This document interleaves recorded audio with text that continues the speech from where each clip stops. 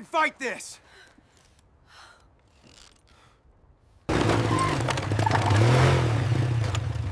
They're coming for Thomas! Clara! I'm here!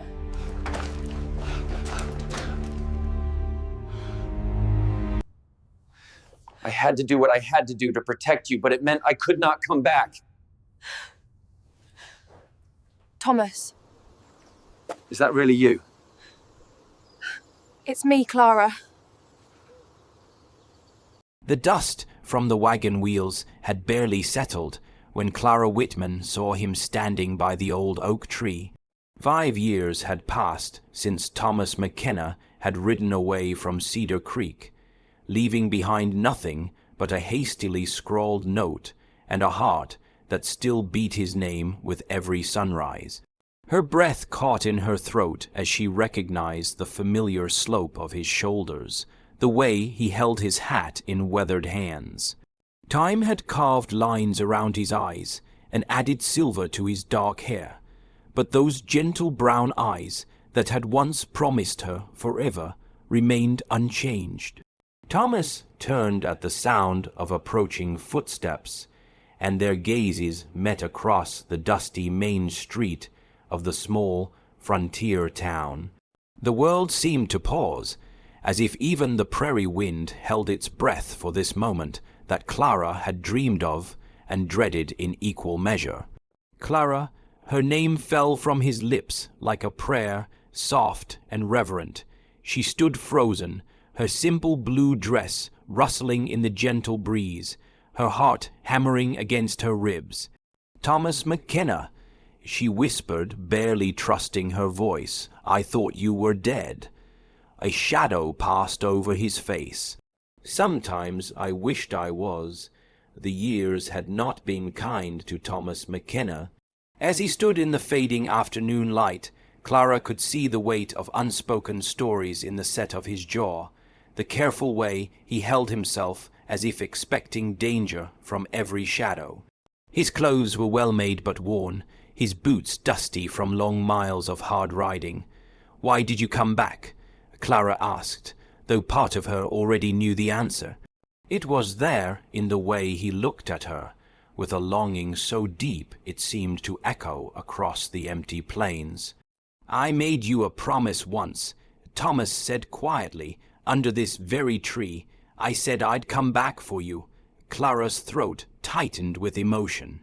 She remembered that night so clearly, the moon hanging full and bright above them, his hands gentle on her face as he vowed to return from his journey east to settle his father's debts. They had been so young then, so certain that love could conquer any obstacle the world might place in their path.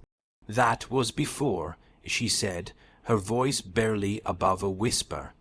"Before you disappeared without a word for 5 years. Before I thought you'd forgotten all about the girl who waited by this tree every evening for 2 years, hoping to see you ride back into town." Thomas's face crumpled with pain. "I never forgot. Not for a single day, Clara. But I couldn't come back. Not then. I had nothing to offer you but danger and shame. What happened to you?" she asked, taking a step closer despite herself.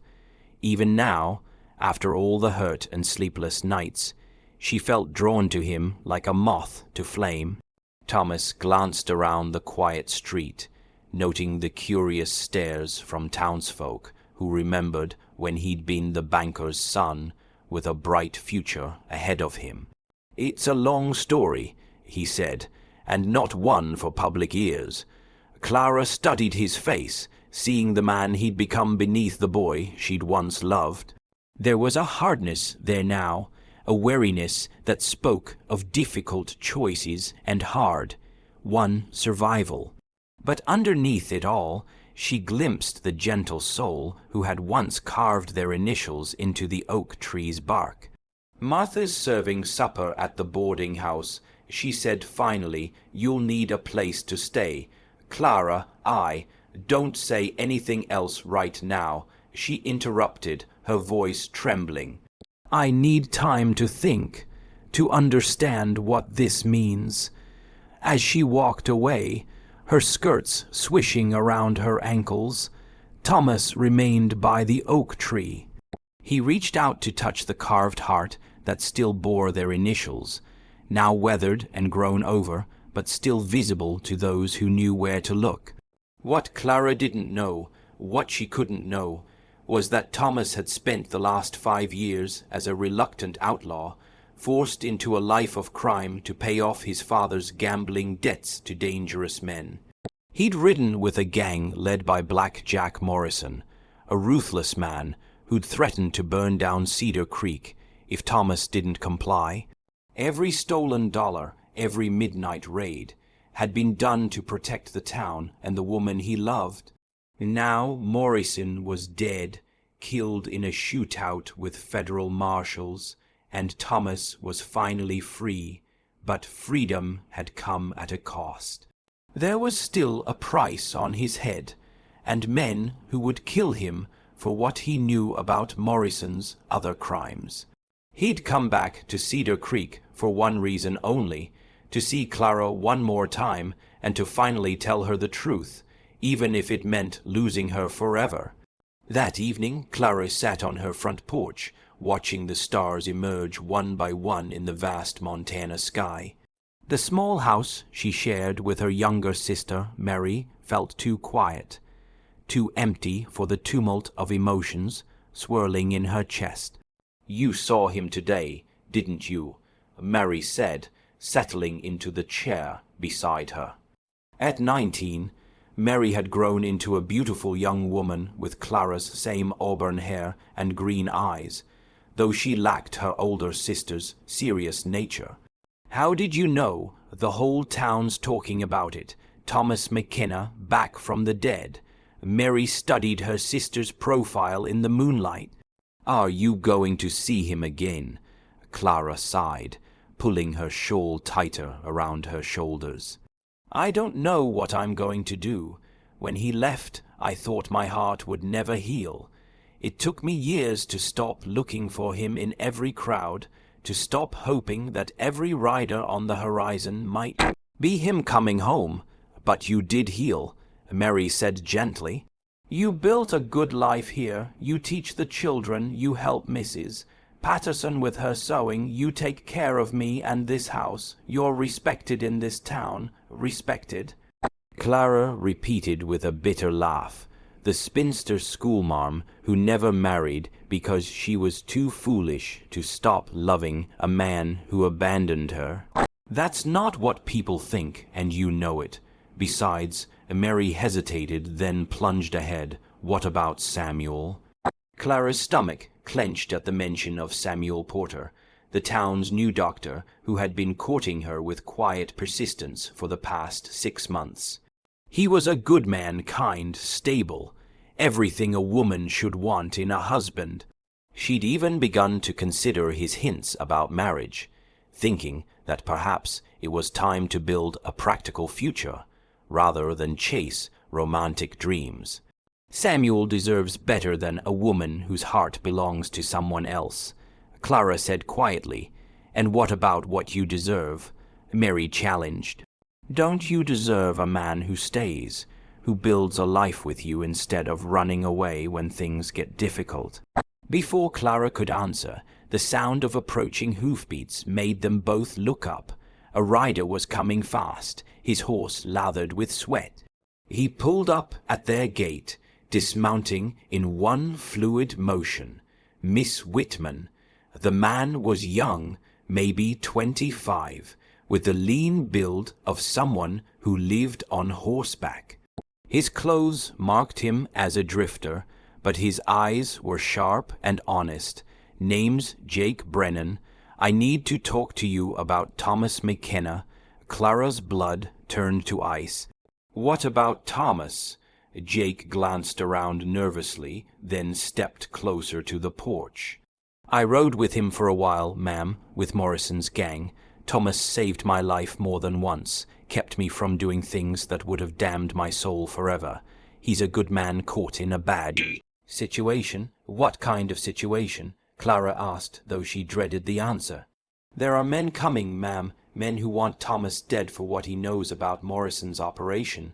They'll be here by tomorrow night, maybe sooner. Thomas doesn't know I came to warn you, but I figured you should know what you're dealing with if you're thinking of standing by him." Clara's hands gripped the porch railing so tightly her knuckles turned white.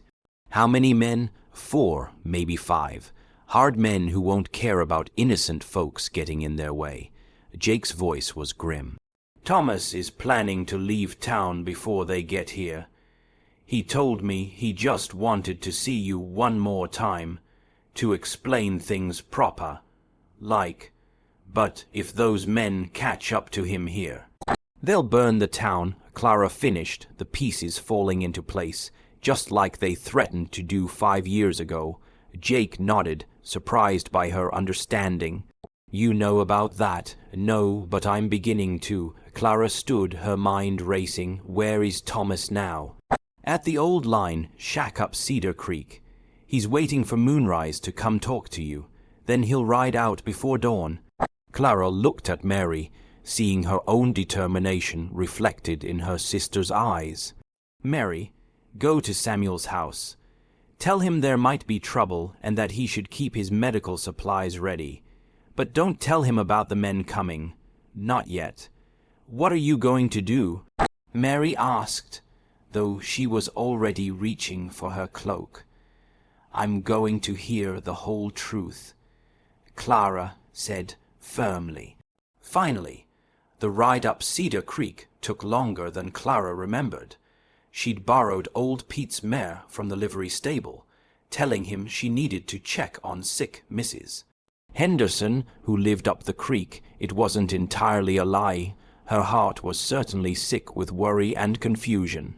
The line shack sat in a grove of cottonwoods, dark except for the faint glow of a small fire visible through the windows. Clara tied the mare to a tree and approached slowly, her heart pounding. "Thomas," she called softly. The door opened immediately, and he stepped out, silhouetted against the firelight. "Clara, what are you doing here? It's not safe, for you or for me," she asked, walking closer. "Jake Brennan came to see me. He told me about the men who are coming." Thomas's face went pale. "Jake shouldn't have." "Yes, he should have," Clara interrupted.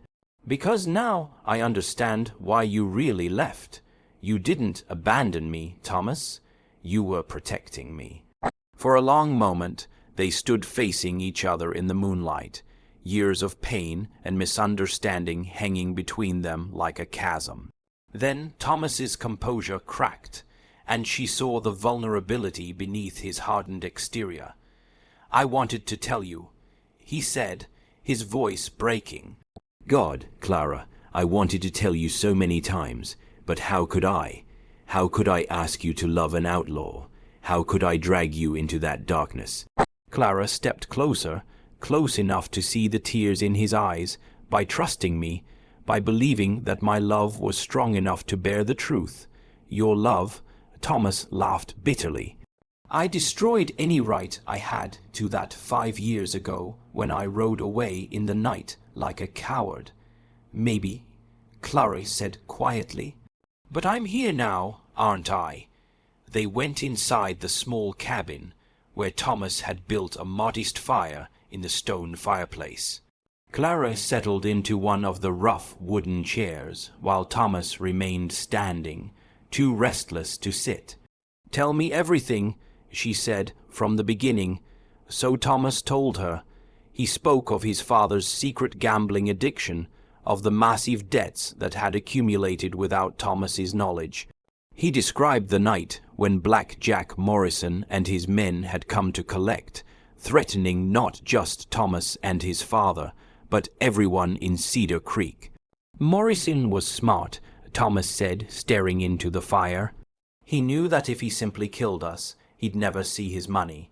But if he could force me to work for him, to use my education and respectability as cover for his operations, he could collect far more than my father owed." Clara listened in growing horror as Thomas described the life he'd been forced to lead, robbing banks and trains. always careful to ensure no one was seriously hurt, using his position to feed information to law enforcement when he could. For 5 years, he'd walked a razor's edge between justice and criminality, all to keep Morrison's threats at bay. I sent money back to town through intermediaries, Thomas continued, anonymous donations to the church, to families in need.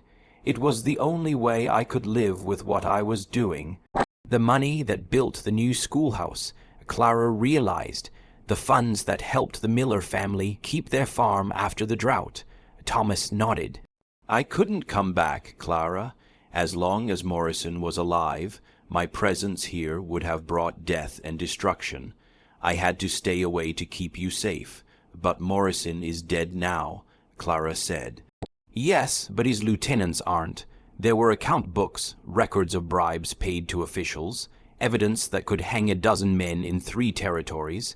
I have those books hidden away, and those men know it. Clara was quiet for a long time, processing everything she'd heard. Finally, she spoke. What will you do now? What I should have done years ago, Thomas said, turning to face her. I'm going to take those books to the federal marshal in Helena. I'll testify against every man in that organization, and then I'll serve whatever time the law demands for my crimes. That could mean years in prison. I know. Thomas's voice was steady, resolved, but it's the only way to truly be free, the only way to be worthy of. He trailed off, unable to finish the sentence. Worthy of what? Clara asked, though she thought she knew. Of you, he said simply. Of the love you offered me once. I threw it away because I was too proud and too scared to trust you with the truth. I don't expect forgiveness, Clara. I just wanted you to know that leaving you was the hardest thing I ever did, and not a day has passed that I haven't regretted it. Clara stood and walked to the window, looking out at the moonlit creek. Do you remember what you said to me that last night, under the oak tree? I said I'd come back for you. You said more than that. She turned to face him, her eyes bright with unshed tears. You said that no matter what happened, no matter how far apart we were or how much time passed, you would always be mine and I would always be yours. You said that some promises transcend time and distance. Thomas's throat worked, but no words came. I believed you then, Clara continued, and despite everything, the years of silence, the pain, the wondering, I believe you now. They talked through the night, sharing 5 years of separation in whispered confessions and gentle touches. As dawn approached, Clara knew that the most difficult decision of her life lay before her. I have to go, Thomas said as the first rays of sunlight filtered through the trees. Those men will be here soon, and I won't let you be caught in the crossfire. Then I'm coming with you, Clara said firmly. Thomas stared at her in shock. Clara, no, you can't throw your life away. I'm not throwing it away, I'm choosing it. She stood and faced him, her chin raised with determination. For 5 years, I've lived half a life, going through the motions while my heart remained locked away. I won't do that anymore. But your sister, your students, your home. Mary is grown and capable. The school will find another teacher, and home. Clara smiled through her tears. Home was never a place, Thomas. It was always wherever you were. The sound of approaching horses cut through the morning air. Thomas grabbed his rifle and moved to the window, cursing under his breath.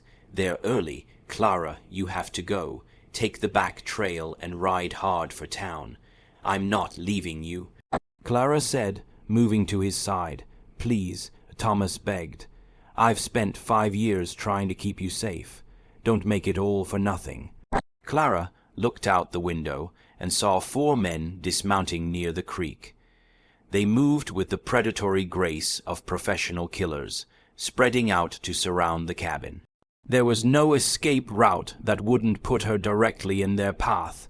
Looks like the choice has been made for us, she said quietly. Thomas closed his eyes for a moment, then opened them with grim resolve. Stay low and keep behind the furniture. If something happens to me, tell them you don't know anything about the books. The leader of the men, a scarred giant with dead eyes, called out from the yard, "McKenna, we know you're in there. Come out and we'll make it quick." And if I don't, Thomas shouted back, "Then we burn the place down with you and the woman inside." Clara's blood ran cold. They knew she was there. She looked at Thomas and saw the same realization in his eyes. There would be no mercy, no matter what they did. "I have a gun," she whispered, pulling a small pistol from her reticule.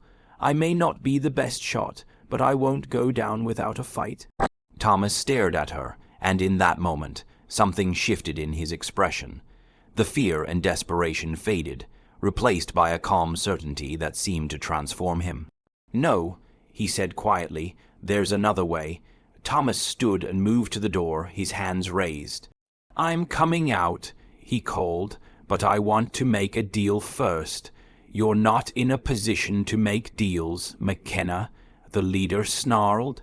"I think I am," Thomas replied calmly. "See, I know you're not just here for revenge. You want those books and you want to know where I've hidden them. Kill me now and you'll never find them." There was a long pause. Clara watched from the window as the men exchanged glances, their leader clearly weighing his options. "What kind of deal?" the man finally asked.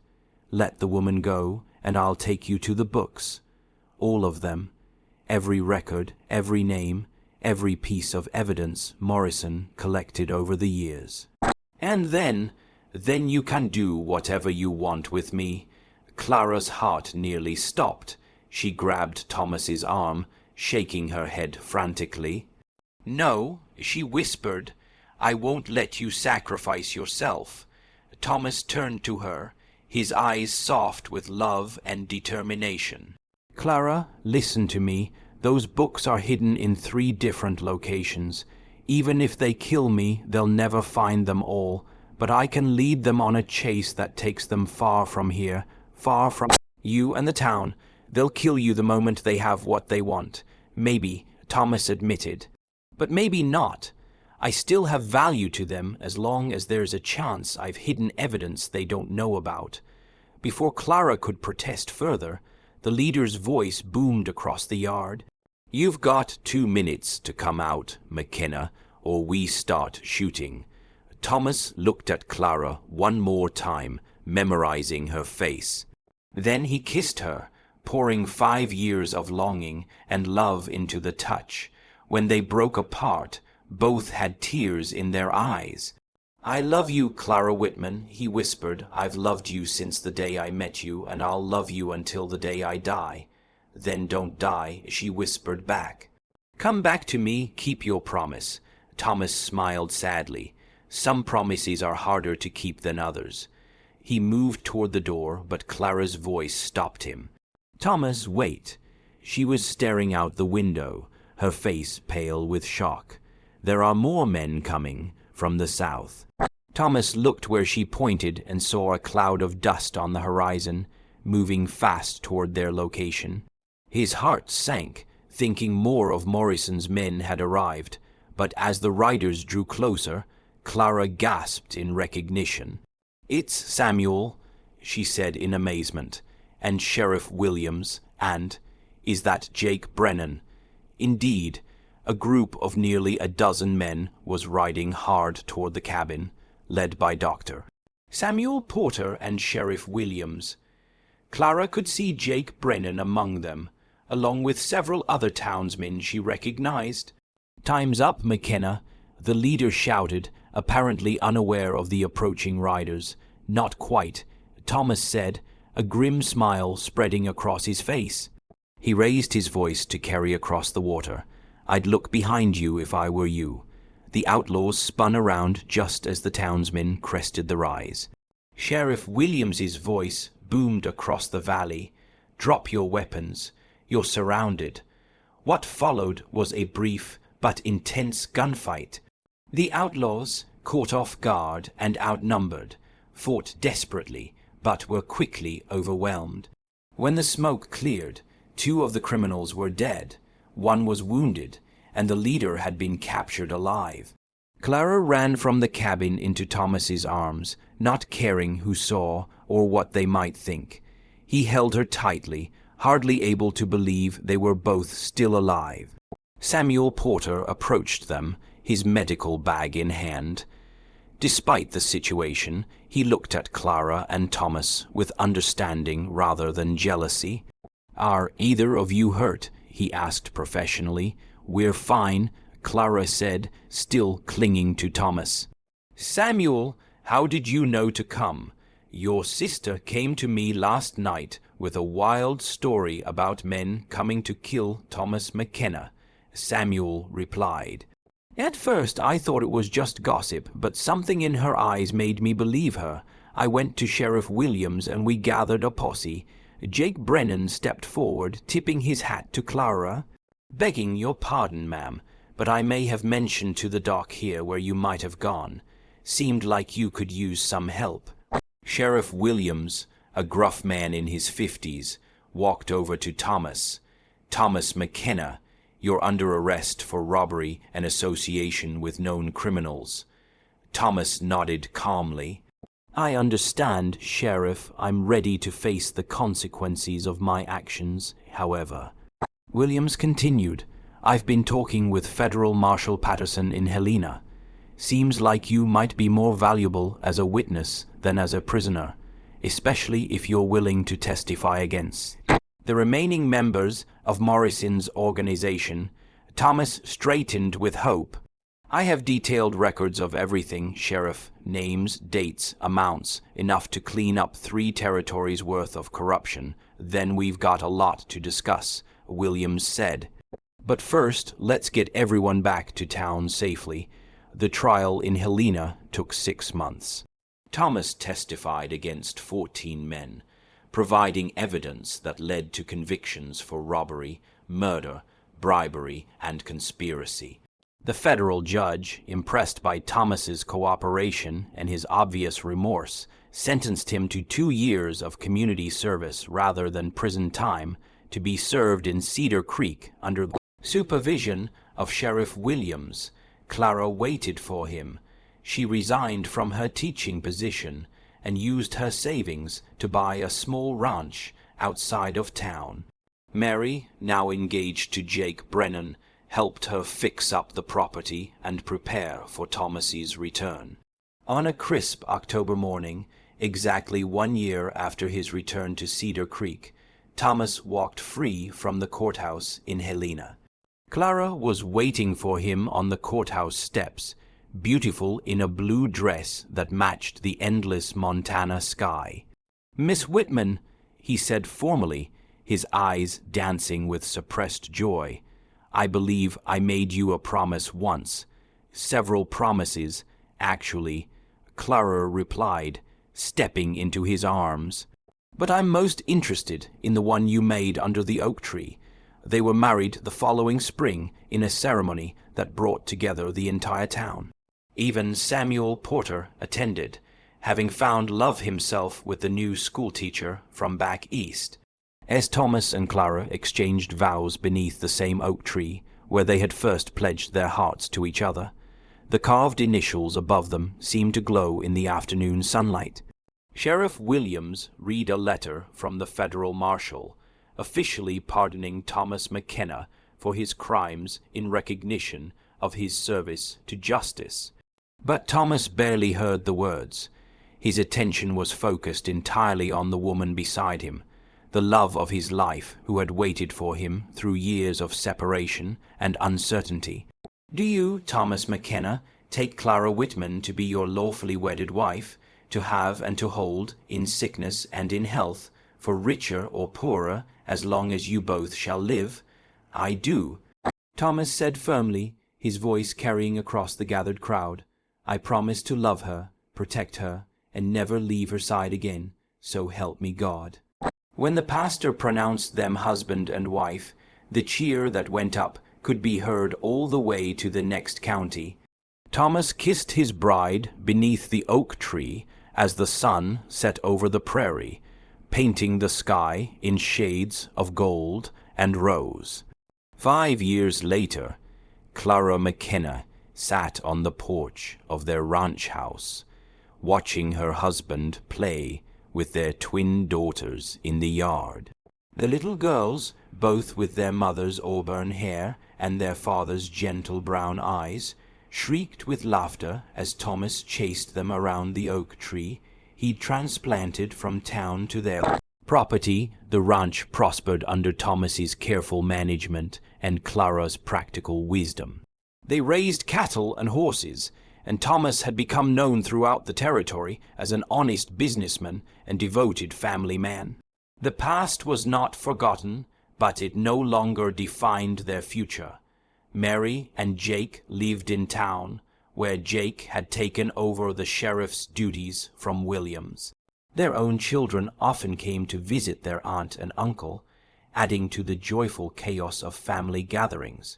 As the sun began to set, Thomas walked over to the porch, carrying their younger daughter while the older one clung to his leg.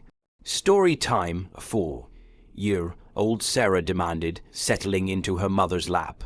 "What story would you like to hear?" Clara asked, smoothing her daughter's hair.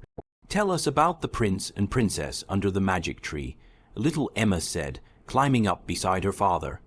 Clara and Thomas exchanged a look full of shared memories and enduring love. It had become the girls' favorite bedtime story, a tale of a prince who had to go on a long, dangerous journey but promised to return to his princess.